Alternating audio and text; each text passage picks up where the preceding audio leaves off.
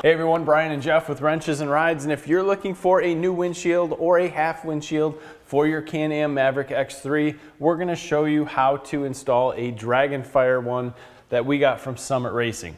Now, the reason why we went with Dragonfire?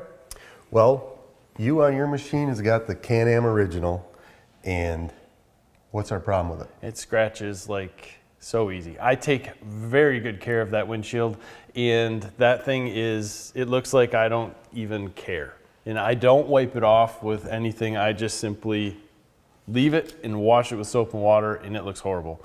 So for half the money, we're going to go a different route and try a different provider. We're making bets on this thing. Basically, you have the same coverage. I think you have a little bit better build quality, a little bit better way of attaching to the machine. They both attach very similar. So we're going to get to the installation here, walk you through it, and show you at the end. One can expect that this installation is going to take about 15 minutes. It's a little easier with two guys, but one person could easily do it. Start out by drilling 2 holes in your plastic that are 1/4 inch that are going to support these metal hold downs up front. Take your dash apart, give yourself some room to put the clips in, tighten everything back up. While you're tightening things back up, you'll notice here that we're removing a lot of the hardware with a powered ratchet. When we're putting things back in, we're starting the bolts by hand and threading them back in with a normal ratchet so that we can tell if anything's going in weird.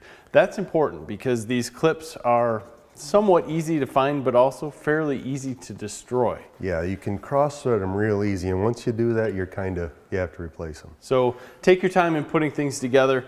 When we put the windshield on, we found it a little bit hard to get some of the Velcro through these holders on the side. You can use a screwdriver. Needle nose pliers screwdriver made it real easy.